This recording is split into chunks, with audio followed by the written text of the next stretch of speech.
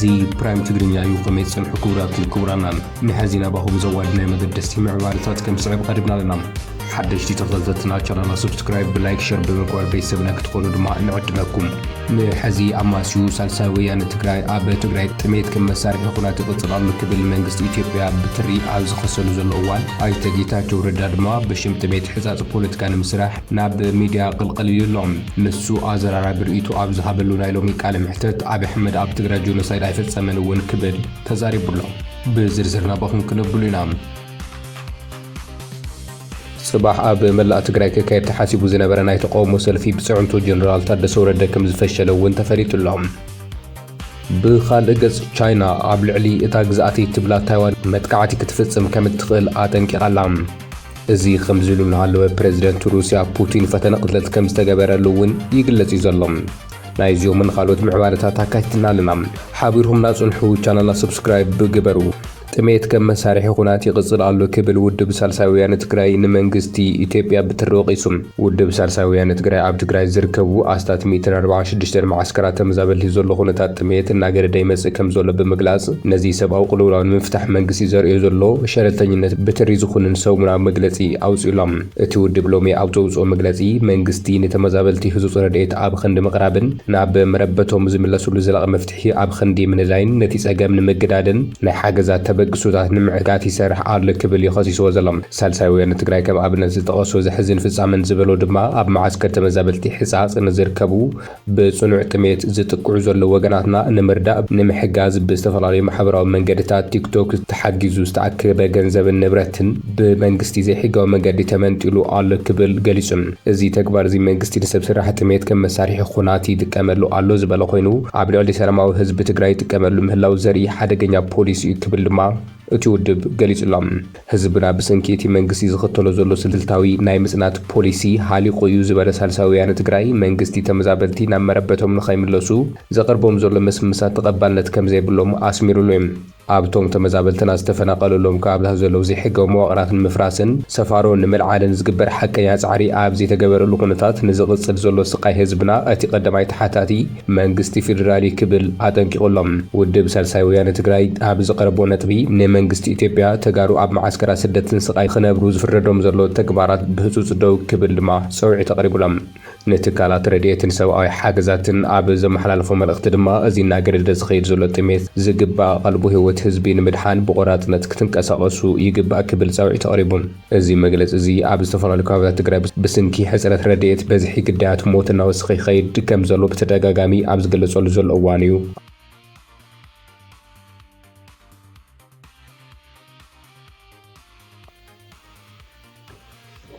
እዚ ከምዚ ኢሉ እናሃለወ ድማ ኣይተ ጌታቸው ረዳ ንፌደራል መንግስቲ ካብ ታሕታት ንጆኖሳይድ ነፃ ዝገብር መግለፂ ሂቡሎም ኣብዚ ሕዚ እዋን ብስንኪ ዘይምስምማዕ መሪሕነት ህወሓት ኣብ ኣዲስ ኣበባ ዘሎ ነበር ፕሬዝደንት ጊዜያዊ ምምሕዳር ትግራይ ኣይተ ጌታቸው ረዳ ካብ ቀረባ እዋናት ጀሚሩ ዝህቦም ዘለዉ ርእቶታት ንብዙሓት ዘቆጥዑ ኮይኖም ይቕጽሉ እዮም ዘለዎም ኣብ መኻሪ ጉዳያት ምብራቕ ኣፍሪካ ቀዳማይ ሚኒስትር ኣይተ ጌታቸው ረዳ ምስ ኤንቢሲ ኢትዮጵያ ዝተባሃለ ሚድያ ዘካየዱ ቃለ መሕተት ንመንግስቲ ኣብይ ኣሕመድ ካብ ታሕታት ንጆኖሳይድ ነፃ ብምግባር ጆኖሳይድ ትግራይ ዝፈጸሙ ፋኖን ሻዕብያንም ክብል ተዛሪቡ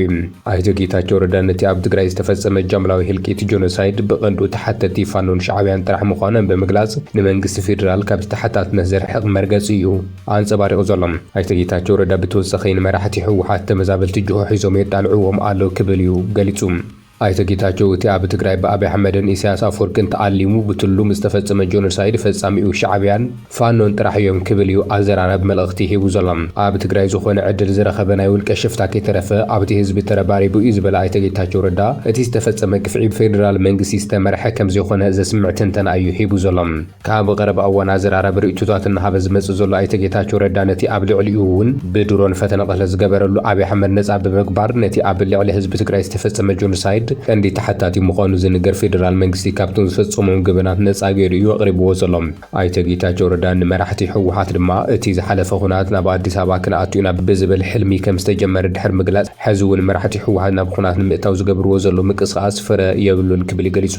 ናብ ኣዲስ ኣበባ ብኣየር ክትመጹ ትኽእሉ ኢኹም እምበር ብኩናት ግን ፈጺሙኹም ኣይትኽእሉን ክብል ድማ ብላግፂ እዩ ተዛሪቡ ቅድሚ ኩናት ኣብይ ኣሕመድ ኣጠንቂቑና ነይሩ ዝበለ ኣይተ ጌታቸው ረዳ እቲ ቀዳማይ ሚኒስተር ኩናት እንተጀሚርና ሻዕብያ ክጥቀመሉ እዩ ከዓግቶ ድማ ኣይኽእልን እየ ስለዚ ድማ ፍልልያትና ኣካኢልና ንስራሕ ኢሉ ተዛሪቡና ነይሩ ክብል ድማ በቲ ዝተለመደ መንገዲ እዩ ዘረቡ ኣካፊሉ ዘሎ ሽዑ ነዚ ጻውዒት ሰምዑ መራሒ ኣይነበረን ክብል ድማ ተዛሪቡ ሕወሓት ካብቲ ዝወደቐሉ ውድቐት ተላዒሉ ሕዚ እውን ብህሊ ከእምሮ ዘይብሉ ኣካይዳ እዩ ዝኸይድ ዘሎ ክብል ዝነቐፍ ኣይተ ጌታቸው ሓደ ሰብ ክቕጥቅጥ እንከሎ ካብኡ ክምሃር ኣለዎ ዝኾነ ዓረቒ ምስ መፀ ክቕበል ይግባእ ብምባል ሕወሓት ነቲ ዝተፈጠረ ዕድላት ሰላም ብግቡእ ክጥቀመሉ ከም ዘይከኣለ እዩ ዝገልጽ ዘሎ ጌታቸው ረዳ ሕዚ ሙሉእ ብሙሉእ ኣብ ጎኒ መንግስቲ ፌደራል ብምስላፍ ንሕወሓት ከም ቀንዲ ተሓታቲ ስቃይ ህዝቢ ትግራይን ወላዒ ኩናትን ገይሩ እዩ ኣቕሪብዎ ዘሎ እዚ ድማ ኣዝዩ ዝገርምን መልክዕ ናይቲ ኣብ ትግራይ ዝተፈጸመ ጆኖሳይድ ዝቕይርን ሓደገኛ ኣካይዳ ምዃኑ ብዙሓት ይነቕፍዎ እየተነሳ አሁንም ካልጣልኩት ምትል ከሆነ ዘን ዩሮን አምሮ የለም በአቱ ዘ ኤክስፔንስ ስንሰውን የምናስጨርሰው ስለተስማማህ ብቻ እኮ አይደለም ወደ ሰላም መስመጣ አንድ ሐሳብ ስላለ ብቻ ነው ሰላሙ ያዋጣል ብለህ ስላመንከ ግን ሰላሙን የምትመርጣት ሌላ ዝግጅት ከሆነ አሁንም የሆነ ስብስብ ፈልገህ አዲስ አበባ ለመመለስ ከሆነ እንደዛ ነው የሚልቀው አሁን አዲስ አበባ በአውሮፕላን መምጣት ይችላል ችግር የለውም ኢሳያስ ተኮልፍና ማለት ተደናቀፍን የያዝነውን ፕሮጀክት ቲፒኤልኤፍን ለማዳን ሲአይኤ ያመጣው ፕሮጀክት ነው አብይም የዛ መሳሪያ ሆነ ስለዚህ እነዚህ ቲፒኤልኤፍ ባለመጥፋቱ ትግራይ ሙሉ በሙሉ ባለመበርከኳ ያኮረፉ ሰዎች ድንገት ህብረት ፈጥረ ከነዚህ ጋር መንግስት ጥላለሁ ብለህ ስታስብ this is the height of stupidity ክላን ሰው ሬድዋንን ልኮት ነበር ብቻ ሳይሆን ነጋሪዎች ምን ለምን አትጠይቋቸው ተነጋግረን አንድ ቃል አስተዋውሳለሁ ሞዴስ ቪቨንዲ ምፈልግ ነው እያለ ያለው ሶ አብረን የምንኖርበት ከነልዩ ሰዓታችን የሆነ መንገድ ንፍት ነጋሪዎች እኛ ያው ስራ አስፈጻሚ የቲፒኤልኤፍ እንዴት እንደጮኸ ራሳቸው ሊመሰክሩ ይችላሉ ማን ናችሁ እናንተ እንትምትሉ ስለዚህ መንግስት እንጥላለን የሚል ሂብሪድ ጠቅላይ ሚኒስትሩ የሰጠው መልእክት ነው የሚለው የኤርትራ መንግስት ኢንቴንሽን ክሊር ነው ግጭት ውስጥ ከገባን አድቫንቴጅ ይወስዳል ላስቆመው አልችልም ስለዚህ ያለን ልዩነታችንን አብረን ብንሰራ ነው የሚያዋጣው ብሎ ጠቅላይ ሚኒስትሩ የሰጠለከለ ሁላችንንም አግኝተዋል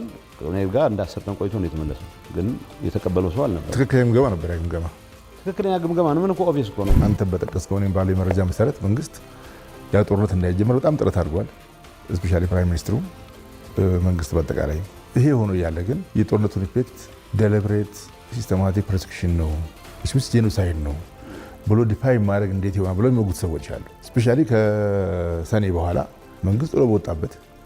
ተከትሎ ቲፒኤልኤፍ የብዙ ጥቃት መንስኤ የራሱ ሆኖ ሳለ ሲስተማቲክ ፕሮሲኪዩሽን ነው ጄኖሳይድ ነው ብሎ መደምደም አያስኬድም ብሎ የሚወጉት ሰዎች አሉ ሲሪየስሊ በዚህ አርጉመንት የኔ ጓዶች አንድም ፊቸር ማየት አይችሉም ፓስት ነው የሚጠነቁሉት የሚል ነው የጻፍኩት አለ አልሞስ እኔ ወደ 1000 አካባቢ ፔጅ አለ ስለ ትግራይ ናሽናሊዝም የሚያወራው ውሸት ነው ዲቃላ ናሽናሊዝም ነው አልኩ ሰፈር ሲቆጥር ይውላል ስለዛ ጥናት ግን ብዙ አልተወራም እንዲወራ ስላልፈለጉ ነው የቆጣው እና አሁንም ሳይሆን ዶክመንቱን ይዞ ስለወጣው ኮፒ አለኝ ነው ያው ትንሽ ነገር እስቲ 76% of the crimes were committed specifically በኤርትራ ተፈጸሙ ይልና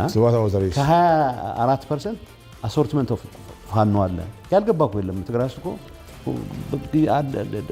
ድል ገጠመኝ ያለ ማንኛውም ፋኖ አንድ ያደረገው ዝም ብሎ ኋላ ሊሆን ይችላል እንጂ ሁሉ የግል ሽፍታ የነበረም ሳይቀርቆ ነው ትግራይ ላይ ተረባለው የግል ፕሪቶሪያን አንቦ ብዙ የለም የቲፒኤልኤፍ አመራር በጣም የሚያስቀኝ ድር መጀመሪያውም ክደውት ነበር እንደዚህ ያላልን ምን አይነት ነገር ምናልባት በቅርብ ጊዜ የጻፍኩ ነው የሆነ ደብረጽዮን በቃ ላስት ሚኒት በቃ ልንጠፋ ነው አንድ ነገር ካላረክ ነበር የሚል ተመልሶ ትንሽ ትንፋሽ ሲያገኝ ካዳቹና ጌታቸው እንዴት ህሊናውን ነፃ ማድረግ አቃተው በዚህ ደረጃ የእንጀራ ምንጭ ሆኗል ተፈናቃይ ሆስቴጅ ተይዞ ኖባዲ ሻቢያ ቲፒኤልኤፍ ፋኖ በምን ስሌት ነው አንድ ምትሆነው ኤግዛክትሊ የሚያግባባህ ነገር በቃ አብይን ከጣል ነው ችግር የለውም ከዛ በኋላ ይታያል ነው ይሆነ እኔ አሁን በሚያባንነኝ ነገር ማለት ነው እንደማይሳካ ቃለው ግን እሱ አይደለም የሚያባንነኝ በዚህ ኢሉዥን ምክንያት ትንሽም ቢሆን ጥይት ከተተኮሰ በዚህ ሬክለስነት ምክንያት ተጨማሪ ዋጋ የሚከፍል ወጣት ያለኝ መሆኑ ነው የሚያስጨንቀኝ አይደለም እንጂ በድሮ መንገድ ብሎ ምናምን ለነሱ ፕሮቴክሽን ሲባል ሰው ይሞታል እሱን አልጠበቅ ነቅቷል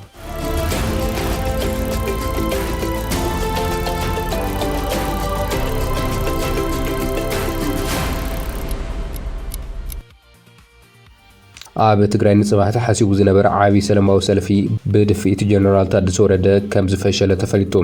ኣብ ቁጠባዊ ምንቅስቓስ ትግራይ ዓቢ ጽዕንቶ ክፈጥር ዝተባሃለ ካብ 30 ቢልዮን ናብ 80 ቢልዮን ዝበረኸ ዕዳ ንግዲ ትግራይ ስልጣን ጀነራል ታደሰ ወረደ ይፈታተኖ ከም ዘሎ ድማ ተገሊጹ። ናብ ስልጣን እንትመጽእ ካብ ዝሓስኽዎም ዕማማት ብሰላማውን ፖለቲካውን መንገዲ ጸገማት ትግራይ ምፍታሕ እዩ ክብል ሎሚ ጀነራል ታደሰ ወረደ ተዛሪቡሎም። ንሱ ነዚ ዝተዛረበ ኣብ ከተማ ሽረ ተረኺቡ ምስ ማሕበረሰብ ንግዲ ትግራይ ኣብ ዝካየዶ ዋዕላ እዩ። ትግራይ ካብ ጆኖሳይዳዊ ኩናት ወፂኣ ካሕሳ ኣብ እትጠልበሉ ዘላ እዋን ተደራቢ ቁጠባዊ ዕዳ ተደፊንዋ ከም ዘሎ ዝፍለጥ ኮይኑ ብኩናት 30 ቢልዮን ዝነበረ ዕዳ ነጋዶ ትግራይ ኣብዚ ሕዚ እዋን ናብ 80 ቢልዮን ተጸጊዑ ከም ዘሎ ድማ ተገሊጹ።